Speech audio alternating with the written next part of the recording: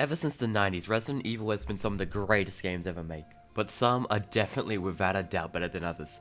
And before we start, I want to say this is 100% my list. I know there's things some people might not agree with, but put your pitchforks down to the end of the video, alright? Hear me out. But without further ado, in last place, obviously, we have Resident Evil 6. And I also want to say, just because it's in last place doesn't mean I don't think it's a good game. To be fair, I don't think it's a great game, but it has some redeeming factors. Like firstly, the melee and counter system are very fun, but the gunplay is very slow and sloppy. And secondly, the characters old and new are very entertaining, but even after 3 playthroughs, the story makes zero sense to me. And also, I'm not really a fan of how this game looks. Everything looks weird and glowy. And every character in this game is just really edgy, like Leon is edgy, Chris is edgy, everyone is way edgier than they were before. And this is more of a personal preference, but I'm really not a fan of the multiplayer focus. But yeah, to summarize it, I do like this game, I've enjoyed it, I played it with friends, it's a good time, but it's definitely not my favorite game in the series. Next up, we have Resident Evil 3 Remake. It actually surprised me how low on the list Resident Evil 3 Remake is, but going through my feelings on it, it makes sense. Firstly, there's the cut content. It honestly feels like there's more from the original cut than there is actually in the game. Like, the first area in the original is more of a glorified cutscene in this. The park is cut, the clock tower is cut. One of my favorite parts about the original is the build-up. Like, you meet Brad in a bar and he's terrified about this mysterious monster. He's warning you, he's freaked out, he's like, we're all gonna die. And it's not until like a half an hour in until you actually see Nemesis. But in the remake, you have a nightmare, wake up, answer the phone, and boom, Nemesis just busts through the wall in the first 5 minutes. It's like, what? Okay. And talking more about Nemesis, in the original, he was a stalker. He was following you around the map pretty much the whole time. But in the remake, he just kind of shows up, chases you around, and then disappears, comes back, it's a boss fight. Oh my god, you kill him, he disappears again, he comes back, this time he's a dog. Oh my god. And then you kill him again. And it's like, they really knew the Nemesis hard in this game. Also, I'm really not a fan with what they did with Jill Valentine in this game.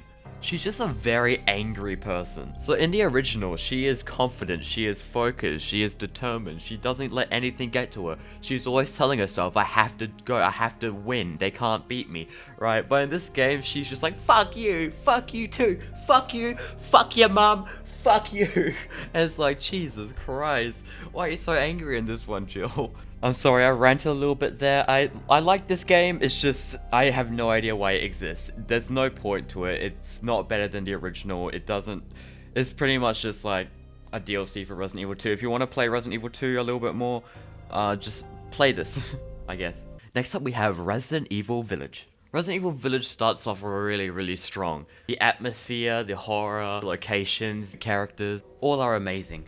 But as you keep playing, the cracks start to show. The story is really dumb, the gameplay is stiff and too snappy, all the boss fights except for Lady Dimitrescu are boring, the middle part is extremely boring. The second you leave House Beneviento, the story just freezes. Nothing interesting happens for 2 whole hours. I just kinda wish it was entirely about Lady Dimitrescu, cause that portion in the castle, nothing surpasses it, it's just perfect, just slowly unlocking the whole thing. Boss fights in there, the enemies in there, it's just a game at its best, and it sucks that once you leave that castle, the game just changes and goes down in quality.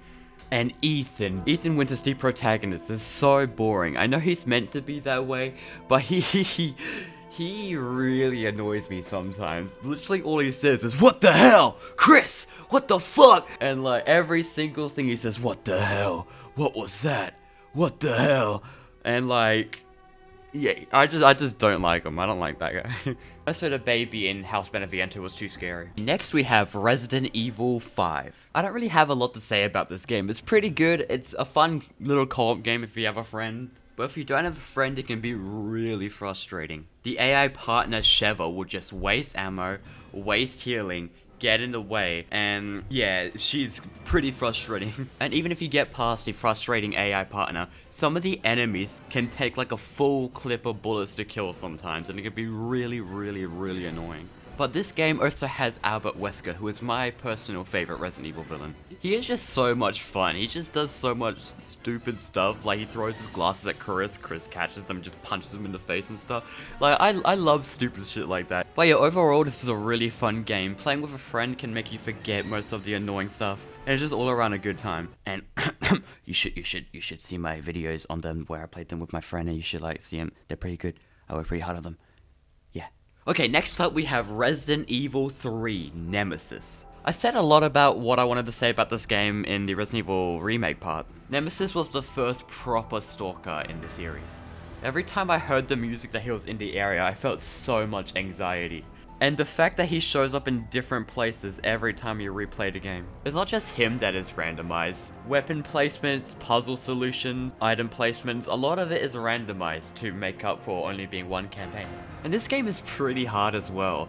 This is definitely the hardest in the original trilogy. I probably died on that clock tower fight with Nemesis like 10 times.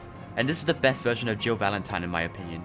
I think that's mainly because every time you die, you can see her inner thoughts, how she's always telling herself she needs to survive, she can't lose, she can't let them win, she has to keep fighting. But yeah, I absolutely love this game. If you haven't played it yet, you definitely should. And next we have Resident Evil. This game is amazing. I don't really know how else to open. If you haven't played this game, you have to play it right now. Turn off the video. Like, this is a game you kind of have to play blind. Exploring the mansion is so satisfying. Finally getting all the pieces and piecing it all together is one of the greatest gaming experiences you can experience. And this is one of the few Resident Evil games with multiple endings. You can basically choose who you want to trust, who you want to save, how you're going to get out. It's really fun and satisfying. And though it can be confusing sometimes and you get a lot of healing items, this is definitely what I can very easily recommend to anyone. And next up, we got Resident Evil 7. This game came out back when Capcom was really trying to course correct the Resident Evil series. They had a really large horror before anything else mindset.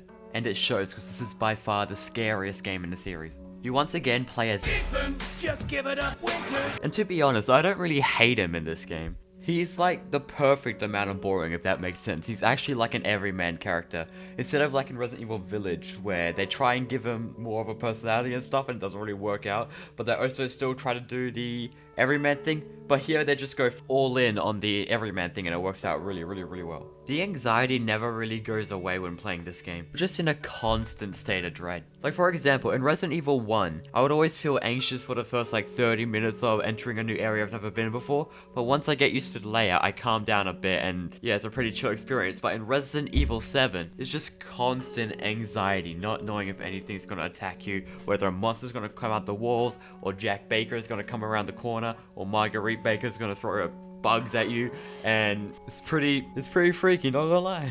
This game was too much for some people and I completely understand that. It also came with a VR mode out of the box, which I haven't played a lot of. I've only played about halfway through the game in VR, but it's pretty freaky, not gonna lie. So yeah, I would play this if you want an excuse to get rid of some pants you don't like, because a little bit too scary. And now we got my favorite of the original trilogy, Resident Evil 2. This game was insanely revolutionary when it came out. It had some of the best graphics, it had some of the best voice acting, it had some of the best full motion videos. This game just did so much. This game's gimmick is still one of the coolest gimmicks I've ever seen in any game. They called it the zapping system, and there's 2 campaigns with 2 different characters. You can choose to do Leon A, or Claire B, or Claire A, and Leon B, right? And there's tiny little choices you can make in the first playthrough that will affect the second one. It can cause story changes, it can cause weapons not being usable, inventory upgrades not being usable, doors being able to unlock that you couldn't unlock before. There's just so many little things that change it that much, and it makes multiple playthroughs more interesting. This game also invented the single enemy that keeps evolving over the game staple of the series. This is one of, if not the best game from the PlayStation era. How to make the greatest sequel of all time? Just take the old greatest sequel of all time and do it again. They managed to take the old Resident Evil 2 and improve it in almost every way. I only have one negative that I want to get out of the way first. They almost completely cut the zapping system.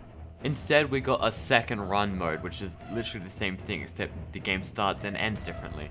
But other than that, everything else in this remake is perfect. Story is far better, the gameplay is far better. They swapped to an over-the-shoulder third-person camera view instead of the old fixed cameras. Which I kinda wish there was a fixed camera mode and you can see original early footage of the game being fixed cameras, and it's kind of a what could have been moment. But overall, none of that really matters. This is just a damn ass good game. Where's everyone going? To buy the 4th copy of Resident Evil 4? In my 17 years of life, I've never met a single person who doesn't like Resident Evil 4. This is when Capcom just said, fuck it, let's make the goofiest video game alive. This is single-handedly the most quotable game I've ever played. Every single person has a different favorite line. Whether it's no thanks, bro, or where's everybody going? Bingo. It's just perfect 2000s cheesy goodness. I don't even know what else to say that hasn't been said before. The pacing is perfect, Leon's hair is perfect, Leon's jacket is perfect. I need to stop complimenting Leon. Basically, if you haven't played Resident Evil 4, we can't be friends until you have. It was my favorite Resident Evil game, until Resident Evil 4 Remake, when lightning strikes twice. When this game came out, it completely took over my life. I became Leon Kennedy for like 3 weeks straight, like playing this game over and over and over, getting all the achievements. It was not very healthy, I gotta say. This game just adds so much and removes so little. It's the definition of the perfect remake. I feel like the best way is to just list everything I like about it. Number 1, Leon's hair. Number 2, Leon's abs. Okay, seriously though, I love how they implemented the knife, adding a parry, just making it so much more useful. It's probably the most useful Resident Evil mechanic ever. There's also really crazy character improvements like Louis Serra, Ashley Graham, Krauser's really improved, Leon obviously. It's just, I don't want to spoil anything. You should just go play the game right now. And the music. This game's music I was just listening to for weeks and weeks even after I finished the game. It's so good. I'm sorry if I'm not really making sense. I'm pretty much just complimenting this game over and over again. It's just really good. It's my favorite Resident Evil game. It's my most played Resident Evil game, and it literally just came out. So that's something. And yeah, that's the end of my video. I'm sorry it got a little bit less professional in a way, if that makes sense. At the end I was just fanboying because I love these games so much and I love talking about them, but when I talk about them I kind of don't make sense. But you know what, that's fine. I hope you guys enjoyed anyway. I have a Resident Evil focused Instagram account if you want to follow that. It's called Daily No Thanks Bro. You can guess what video I post every single day on there. And yeah, I'm sorry if I'm talking a million miles per hour. It's getting late. I'm sick of working on this video, and I'll see you all in a minute.